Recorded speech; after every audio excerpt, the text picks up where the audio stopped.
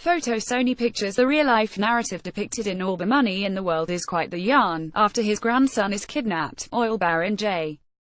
Paul Getty blithely refuses to pay the ransom, spurring his daughter-in-law Gail Michelle Williams and former CIA operative Fletcher Chase Mark Wahlberg to take matters into their own hands, and yet, the story behind the making of the film is just as dramatic. Director Ridley Scott originally cast Kevin Spacey as the 80-year-old Getty and covered him in prosthetics, but after the actor was the subject of numerous sexual assault allegations in October, Sony pulled All the Money in the World from its planned premiere at AFI Fest. A wide release seemed untenable, and a delay of the film could have meant that Trust, an FX miniseries covering the same story, would come out first. That's when Scott settled on an unprecedented gambit. He would cast 88-year-old Oscar winner Christopher Plummer to take over the Getty role, convince Williams and Wahlberg to come back for reshoots over the Thanksgiving holiday, and quickly integrate the new footage into the movie so it could still hit a 2017 release date. Astonishingly, the results are seamless. It's hard to imagine that anyone could have pulled it off besides Scott, who puts out a big-budget film nearly every year, and at 80 years old, is somehow more prolific than he's ever been. I met with Scott recently in Beverly Hills to discuss how he did it, and what I found was a filmmaker who has the stamina of a man half his age and an octogenarian's given no fucks bluntness. You're known as a fast filmmaker, but I would imagine that for these reshoots, you had to work even faster. Oh, yeah, easy. The Martian I did in 72 days. Normally, that would be 100. How do you do it? You plan. You know exactly what it will look like, and I think it helps me enormously that I still do something as basic as storyboard my own stuff. It forces me, on paper, to make decisions. My boards are now insured for $6 million. I literally draw, wide shot, medium cross, long shot, in detail. I'll get a great frame, snap my fingers, and move on to the next one. You're filming on paper before you even begin, so when I walk on set, I know exactly what I'm going to do. That gives me a confidence with the actors, and the actors smell it. I've even heard you record the rehearsals, and sometimes use them in the final cut. Because it's fucking real. You originally had finished, edited scenes that included Kevin Spacey. Did you show those to Christopher Plummer? You have to protect the new actor. I would never show Christopher what Kevin did. I want him to be his own man. He is his own man in this one, and a lot of that comes from the inherent nature of Christopher, who is essentially very charming, has that twinkle, has that smile, and when he's playing with those words, is a motherfucker. He can give it a bit more depth. Kevin, who, without question, did a great job, was colder. Humor was cooler, except he was quite nice to the boy who he walks around the park of Hadrian's villa. That was a nice scene with Kevin. That was the softest I've seen Kevin. You basically sprung your reshoots plan on the studio. Did you use the reshoots to smuggle anything else into the film? Whispers all the time. All the time? Tell me how. I adjusted a little bit of this and a little bit of that, and they don't even know it's happening. I never tell them that. Give me an example. I always felt there was an implied relationship between Gail and Chase.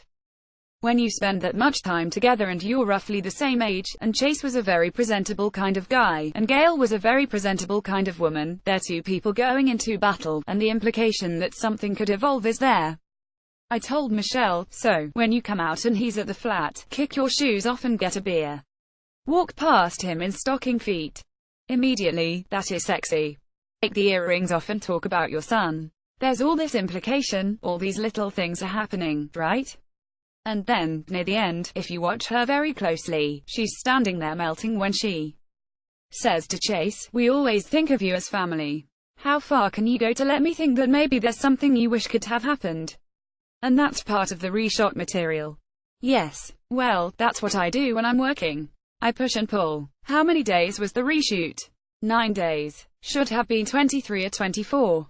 My crew is fantastic. If you can film things that fast, then why do movies take so long to make? They shouldn't. That's why I do 2 a year. We did Alien Covenant, which is a very complicated film, in 73 days. That would normally be 130 days. What the fuck are you doing? Do you know? How did you get involved with All the Money in the World to begin with? This came to me off the shelf. They hadn't managed to get things going. Same with American Gangster, that had been on the shelf for 4 years. So Steve's alien called me, he's a friend, and said, just tell me I'm not fucking crazy. Can you read this script? I think is good. And I read it and went, damn, so I made it. It started to move, and it had to, because what happens is it gets written and it goes in for notes, and if you don't watch it, they rub it into the fucking ground. They'll numb it into inertia. The worst thing is the corporate wheeling and dealing can make everything inert. Also known as development hell. The great thing about Netflix right now is that it's like a catapult, because they just want content and lots of it. Do they care so much about the quality? Less about it, and they should keep their eye on that. But they've got $8 billion to spend next year, just on content. They'll be putting out nearly 2 new movies a week next year. And I see a movie a night, so it's perfect. You're their target audience, you'll be there, 1 o'clock in the morning, click. It's a bedtime story. I love the advent of Netflix and what it means to people like me. It suits me down to the ground. I'd love to do a 10-hour miniseries myself, personally. David Fincher's got the best show on the air right now. Mindhunter. Yeah, Fincher's a bit like me, very anal, compulsive. But he's very good, and that proves that audiences want good. They don't want shit, they want good. You're very different than Fincher in the amount of takes you ask for, though. You want no more than a handful, and he can sometimes go up to 100. He overdoes that a bit. There's a great English director, Ken Loach, and he loves 40 takes. He goes until the actor is fucking exhausted. Imagine it. I think he likes to exhaust them until it's real.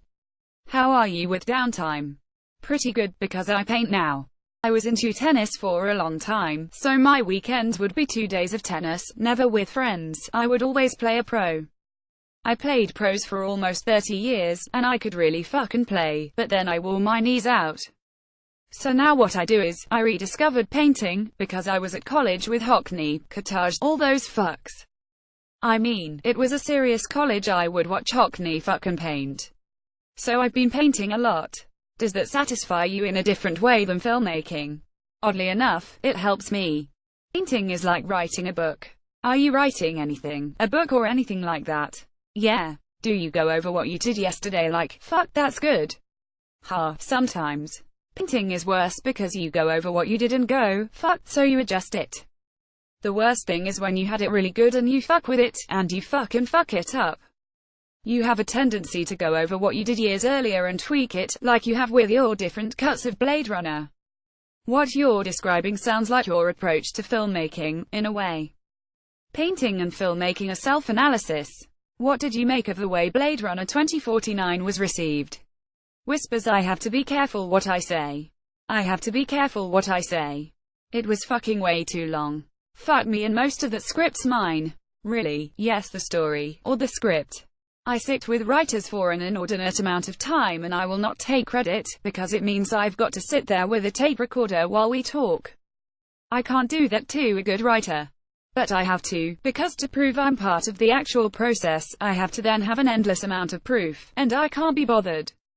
Editor's note: spoilers for Blade Runner 2049 follow in the next paragraph. But the big idea comes from Blade Runner. Terrell is a trillionaire, maybe 5 to 10% of his business is AI. Like God, he has created perfect beings that, for all intents and purposes, there is no telling the difference from humans. Then he says, you know what? I'm going to create an AI. I'll have a male and female, they will not know that they're both AIs, I'll have them meet each other, they will fall in love, they will consummate, and they will have a child.